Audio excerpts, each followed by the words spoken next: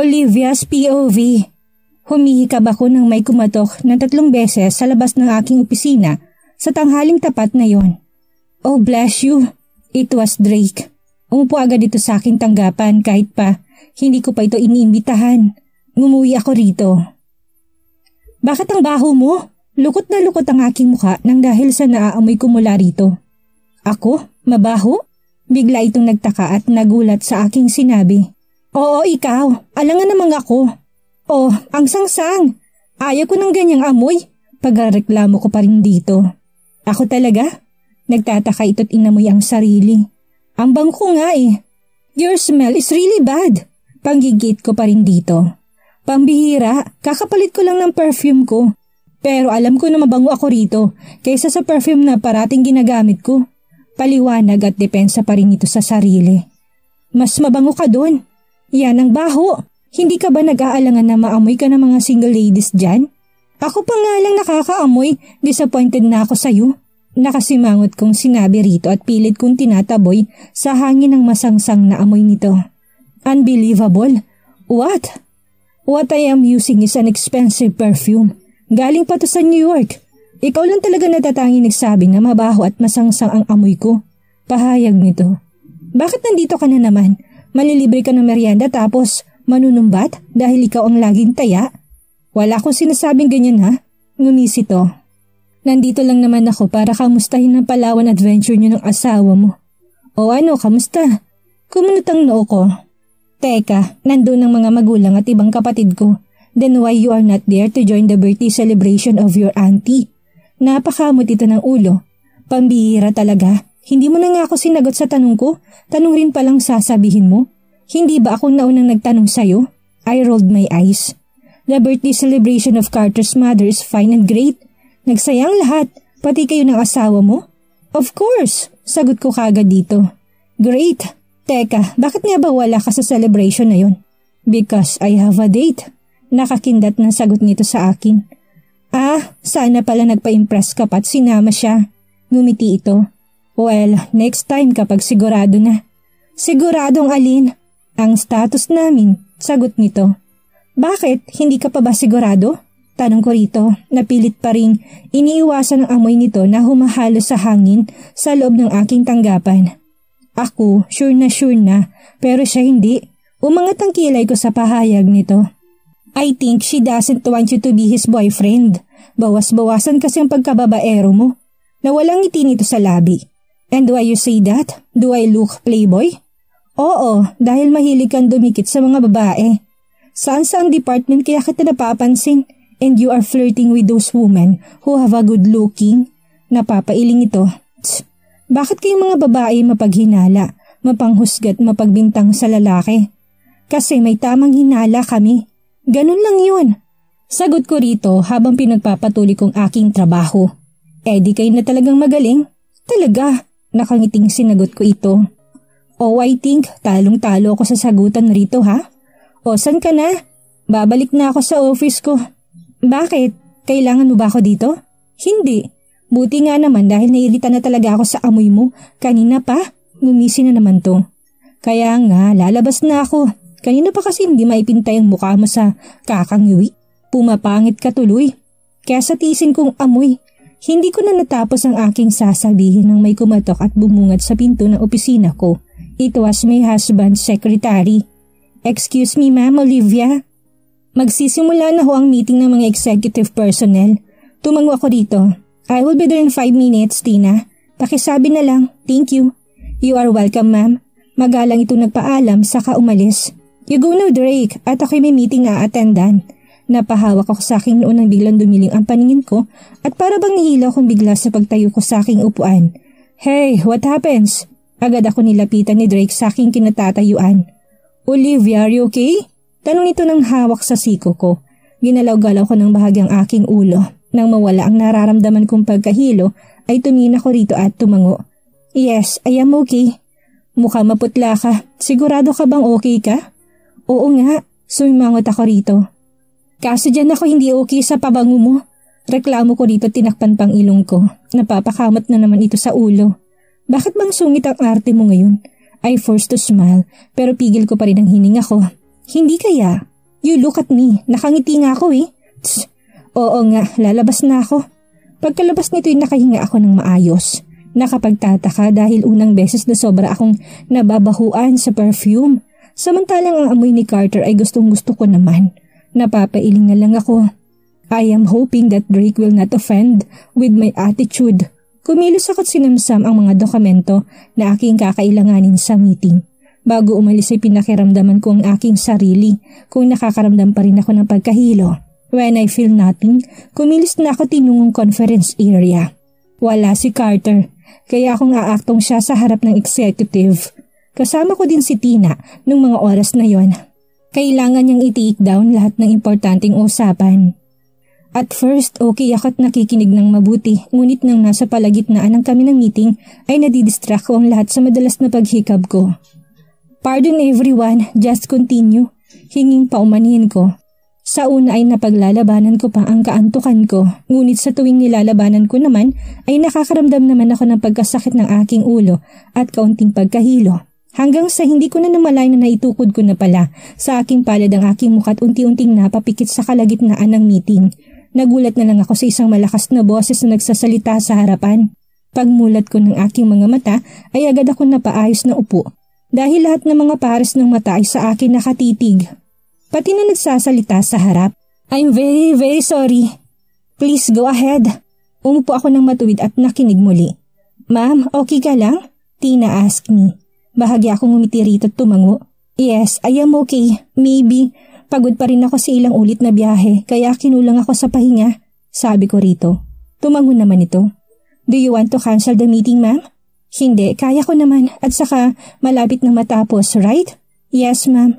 Mamaya makakapagpahinga na rin ho kayo sa office nyo. O baka gusto niyo na hong umuwi na kayo pagkatapos ng meeting? I-inform ko na lang si Sir Carter na umuwi na kayo. Maybe I will take that advice, Tina. Kasi hindi ata ako makakapagtrabaho ng maayos. Medyo nahihilo na rin ako sa kaantukan ko. Sinabi ko rito ang totoong nararamdaman ko. Ngumiti ito. Pansin ko nga ho sa madalas niyong paghihikab. Here, inom ka na lang ng tubig, ma'am. Thank you, Tina. Tinanggap ko yun saka lumagok ng kaunti. After an hour, ay natapos din ang meeting ng executive personnel. Nakahinga ako ng maayos. Tumungo na agad ako sa aking opisina habang si Tina naman ay nakasunod sa akin. He opened the door for me.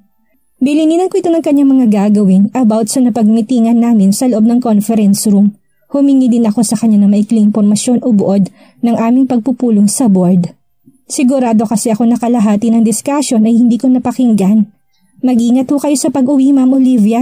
Bilin ni Tina sa akin. Thank you. It was 2 in the afternoon. Konting oras na lang din naman at uwian na ng lahat ng empleyado. When I am at the parking area, binuksan ko na kagad ang kotse ko. Papasok na sana ako nang may kumuha ng pansin ko sa pamamagitan ng pagtikim. Agad ako napalingon sa taong naroon sa may likurang bahagi ko. Cristel? Well, long time no see, Olivia. Lumapit to ng dahan-dahan sa aking kinatatayuan. Nagulat ba kita? Ah! Hindi ko inaasahan na isang sampal na pinatikim nito sa pisngi ko.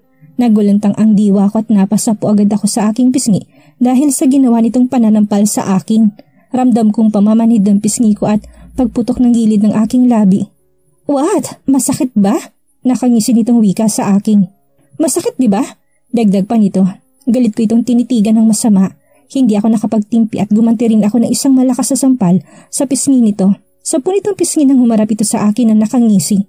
Para bang wala itong nararamdaman sa ginawa kong pagsampal. Why are you here? Para ba ilabas ang galit mo sa akin? Para ba sumbatan ako sa hindi pagsipot ng asawa ko sa gusto mong date? Wow, you know that ha? Of course, asawa ko kaya alam ko. Oh, asawa pala ha? Let me correct you. Asawa ka sa papel ng fiancé ko. You get it, Olivia? Napapatango ito. Ngumisi ako rito. Sa tingin mo, sino mas may karapatan sa ating dalawa? Ikaw na fiancé lang o ako na asawa na talaga? Kumunot ang noon ito. Ako, dahil peke lang naman ang kasal nyo. Oh really, Cristel? Hindi ba sinabi ng asawa ko sa'yo na tunay ang kasal namin? Oh, nagulat ka? Well, I suggest you get a copy of our marriage contract in the registration office. Sinungaling. Hindi ako nagsisinungaling lang, Cristel. Why do you not ask my husband kung totoo ang sinasabi ko o hindi? Galit na galit itong tumingin sa akin. Simula nang dumating ka, ginulo mong biglang maayos na relasyon namin ng mahal ko, Olivia. Why don't you go away and leave us alone? Ako nagmamayari sa kanya. I immediately feel guilty sa sinabi nito. Lumunok ako and then I remember Carter had told me about his feelings against me. Kung noon pa ako pumayag sa kasunduang kasal, wala sanang kristal sa buhay nitong dumaan. Wala sanang kristal ang nasasaktan at naiipit sa kasal namin ni Carter ngayon. Cristel, please talk to him. Hindi dapat akong hinaharap mo ngayon kung hindi siya. Ikaw ang dapat kausapin dahil ikaw ang dapat mag-adjust. Ikaw ang sampid sa relasyon namin. Ikaw ang pilit na winawasak ang meron kami. Ikaw ang may kasalanan ng lahat, Olivia. Ikaw! Isang pagsampal muli ang sanang ginawa nito, ngunit napigilan kong braso nito. Marahan ko yung pinilipit. Ngumiwi ito at pilit kumakawala ang braso nito sa kamay ko. Wala kang karapatang sabihin sa akin ng kasalanan ko, Cristel. Dahil hindi ko hawak ang isipan at damdamin niya. Wala akong dinidiktang salita sa kanya. If you feel that he lost his feelings against you, wala rin akong kasalanan doon. Hindi ko inakit ang asawa mo o inagaw para lumayo siya sa'yo. I said as I let go of her arms. Galit at namumula pa rin itong nakatitig sa akin. Bahagya naman ako lumayo rito. I remember what Drake had told me about her condition. Napatingin ako sa paligid. Wala akong nakita ni isang gwardya na mapaghingian ko ng tulong sakaling gawan ako ng masama nito, kaya ang ginawa ko'y pinatunog kong sasakyan ko gamit ang car key device. Anong hindi inakit? Hindi inagaw? Wow, ang lakas ng loob mong magpaka-inosente sa harapan ko ngayon, ano? Alam mo, akala ko noon may isang salita ka na hanggang asawa sa papel lang ang gagampanan mo sa pagsasama nyo, pero hindi pala? Dahil mas masahol ka pa pala sa isang kabit na magpapakadesperada para lang makuha mong gusto mo. Sinungaling ka. Wala kang isang salita. Tumaas ang boses niya sa sobrang galit sa akin. Napapailing ako rito. Wala akong naging kasalanan. Dahil sa umpisa pa lang ay akin siya, Cristel. Akin siya. Girlfriend ka lang, ako pa rin ang asawa. Kaya kahit saan ka man lumapit o magre-reklamo, talo ka pa rin. Dahil legal akong asawa ng sinasabi mong lalaki. Walang hiya ka! Lumapit ito sa akin upang salakayin ako. Ngunit agad may rumesponde sa akin at pumagitna ito sa aming dalawa. Drake? Ang kabang nararamdaman ko'y biglang naglaho sa mga oras na yon. Maya-may may dalawang security guard naman ang dumating sa parte ng parking lot na yon at hinawakan si Cristel na nagwawala sa galit. Walang hiya kang babae ka! Bitawan niyo ako! Patitigman ko pa ng galit kong pagmumukha ng babaeng yan! Bitawan niyo ako! Galit na galit ito at pilit na kumawala sa kamay ng security guard. Ilayo niyo na yung babaeng yan dito ngayon din. Utos ni Drake sa mga gwardya. Yes sir. Are you okay, Olivia? Nag-aalala ng tanong kagad nito sa akin. Yes, I am okay. Nautal kong tugon dito. Hindi ko kasi napigilan ng sobrang kabahan sa posibleng gagawin ni Cristel. Her eyes set on my lips. Sinaktan ka niya? Tanong nito. Wala lang to. Okay lang ako. Salamat. Hindi yan okay. Pumunta yung babae ng asawa mo rito para manggulot sinaktan ka. Wait, tatawagan ko si Carter at nang malaman niya na nanggulo dito. Huwag. Pinigilan ko ito sa kanyang gagawing pagtawag kay Carter. And why? Nakakunot ang noon ito. Palalagpasin mo lang bang insidenteng ito ngayon? Let me handle this. Okay lang naman ako. Paano kung hindi ko kayo napansin? Paano kung hindi ako dumating? Madedepensahan mo ba kayang sarili mo sakaling may gawin siyang masama sa'yo?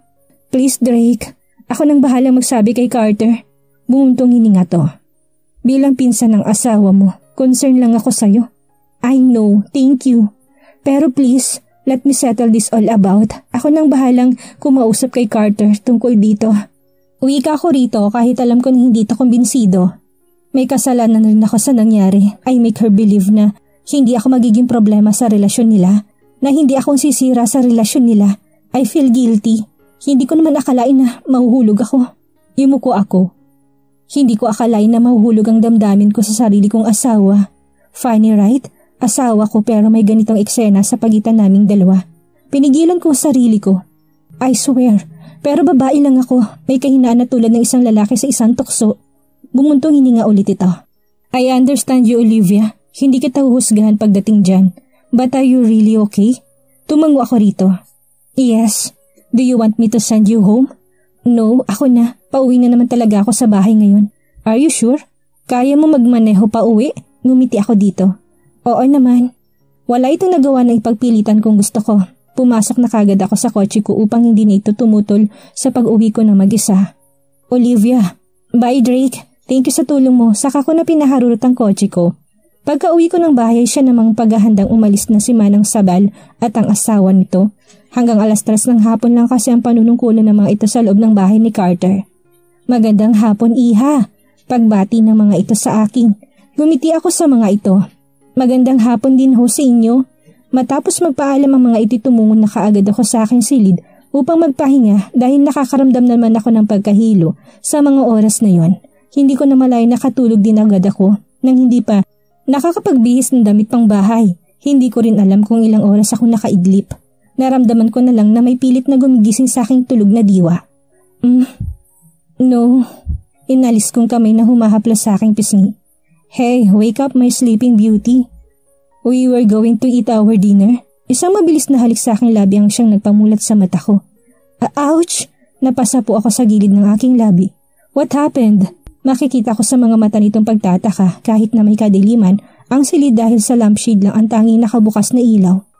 Wala, anong oras na ba? Tumayo ito't binuksan itong ilaw. Nasilaw ako't yumuko.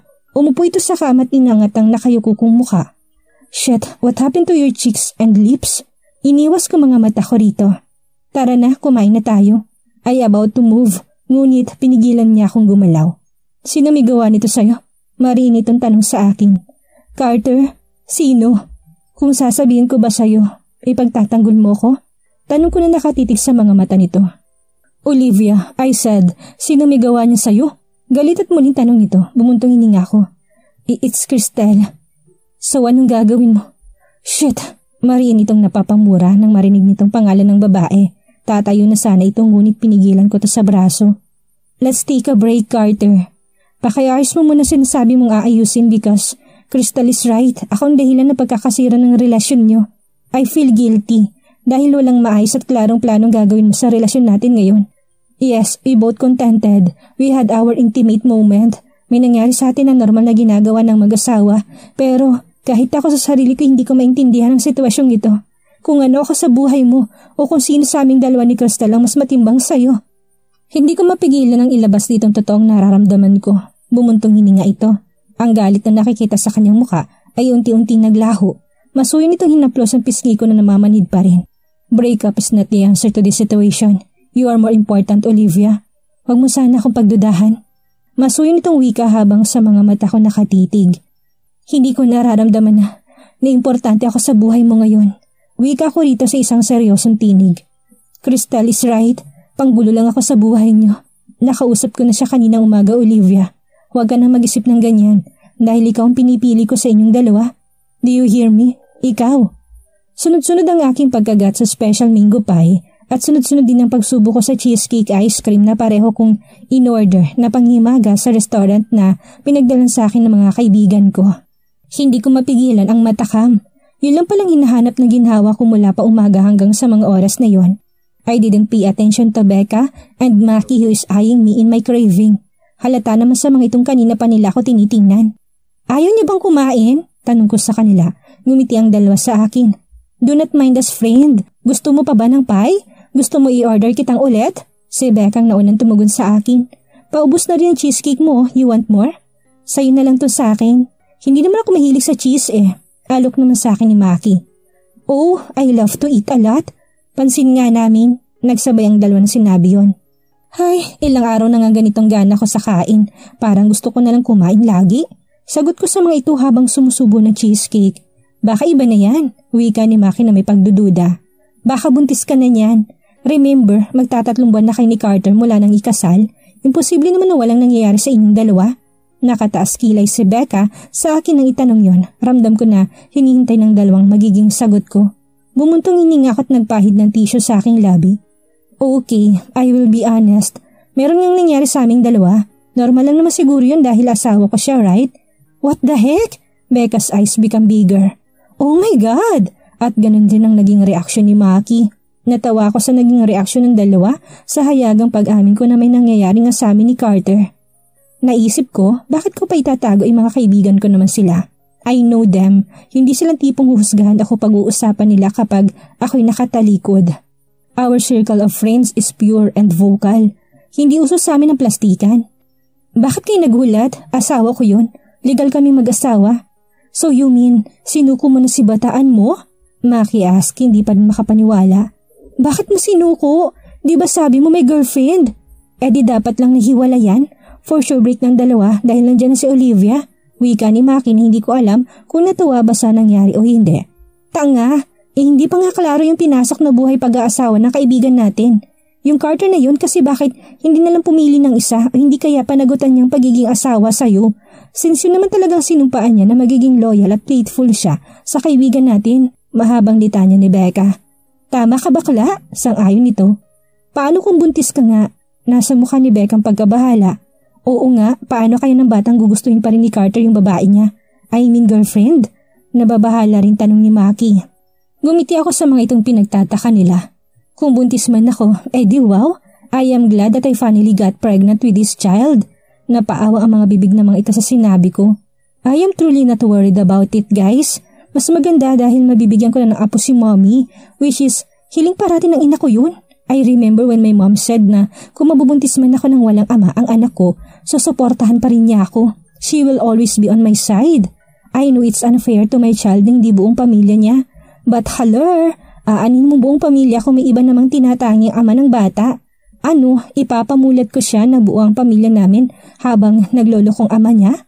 No, hindi sukatan yan upang masabi lang na may masayang pamumuhay ang bawat pamilya. Kaya ko maging ama sa anak ko. Tatanggapin kong kapalaran ko na maging single mother. Lalo pat kaya ko namang pangalagaan at itaguyod ang anak ko. Ipagmamalaki kong palakihin at ibigay ang lahat ng pangangailangan ng aking anak sa aking sariling hindi manghihingi ng anumang tulong mula sa ama niya. Handa na ako. Simula nung pinasok kong buhay kong ito, I said to them, imposibleng hindi mangingialam ang pamilya ni Carter kung sakaling buntis ka nga, besh. Becca, bumuntong hininga ko. For sure mangingialam sila, but Carter's promised something na aayusin niya. Sinabi naman niya na ako mas matimbang kesa dun sa girlfriend niya. Nandiyan naman pala yan eh. Mali natin na maayos din niya sa pamamagitan ng pakikipaghiwalay ng tuluyan kay girlfriend. Masaya yun, and we will be happy for you, friend. Wika ni Maki. Bahala na kung anong mangyayari sa amin. Basta inihanda ko ng sarili ko. Mahal mo na ba? Biglang naging seryosong tanong ni Becca. Naghihintay muli sa sagot kong dalawa. Nagkibit balikat ako, bahagyan tumango. I think, yes. Yes, dahil siyang tipong hindi mahirap magustuhan. Tipong madali kang mahulog nang hindi mo namamalayan. Mahal mo na nga talaga, friend. Maki with his twinkling eyes. Sa loob ng halos 3 buwan naming magkasama sa isang bubong. Yes, minahal ko na ata agad siya. Patuloy na pag-aamin ko dito. I'm sad for Tamaru. 1 year courtship versus 3 months. Sad, Becca mumbled. Diyos ko, ipipilit mo pa rin ba si Tamaru? Para sa kaibigan natin, my God naman. Bakla, gusto mo pa ata na may ka-affair sa iba si Olivia? Why don't you just be happy for her? Belta rito ni Maki. Kumunit naman ang noon ni Becca dahil sa narinig mula kay Maki. Do I say something affair? Hindi ba wala? Ang sabi ko lang, sad ako para kay Tamaru. Yun lang yun at hindi ko naman pinagtutulakan si Olivia kay Tamaru, diba? Isa pa, narinig na natin mula sa mismong bibig ng kaibigan natin na mahal na niya ang asawa niya. Kaya there is no use to pursue Tamaru for her. Pagtatama ni Becca. Ay, I am just hoping na sana matauhan na si Carter at mag-stick to one na siya. Ayusin at tapusin na niyang gusot upang sa ikakaganda ng pamilyang inuumpisahan niyo ng binuo. Saad ni Maki. Me too, I am hoping for your happiness, my dear friend. Bahagyang umiti ako sa mga ito. I do not want to react as of now, pero masaya ako dahil may supported friends ako na nasa katauhan ng mga ito. Okay, last na lang. Napatingin kami ni Maki kay Becca. Go ahead, Becca. Buntis ka ba? Kaya ka ganadong-ganadong kumain ngayon? That's also what I want to know, friend. Buntis ka nga ba ngayon? Segunda naman ni Maki. I warmly smile. Sana magdilang anghel kayo, but I think I am not pregnant. Kasi itong mga nararamdaman ko normal sa akin lahat ito kapag ako'y malapit na magkaroon ng dalaw. Wait, parang hindi naman kayong mga sanay na ganito ko katakaw kapag magkakaroon na ako.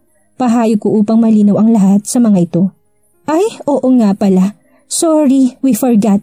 We forget that. Nakangiting saad ni Maki. Okay, but still magsigurado ka kahit paalam mo sa sarili mo na normal lang yun, besh. Mas mainam pa rin yung malaman mo na mas maaga. Ang una mong gawin ay ganito. The first step is a pregnancy test. Second step, go to the OB-GYN clinic para mas malinaw. Remember, iba ngayon besh dahil may asawa ka ng tao. Anyway, ilang buwan ka na naman bang delayed? Hirit pa na tanong ni Becca. 2 months na? It's supposedly may menstruation this week or next month. 2 to 3 months kasing buwan ng dalo ko. Madalas tumatagal ang 2 buwan. May answer to her question. Okay. Basta gawin mo yung advice ko sa'yo. Wala namang mawawala kahit ng step 1 lang ang gawin mo. Okay. Bukas na bukas din ay gagawin ko yan, Dash. Tama ka upang makasigurado ako. Buntis na nga kaya si Olivia? Anong gagawing panunuyo ni Carter para mapaamo ang asawa? Yan ang ating aalamin sa susunod nating kabanata.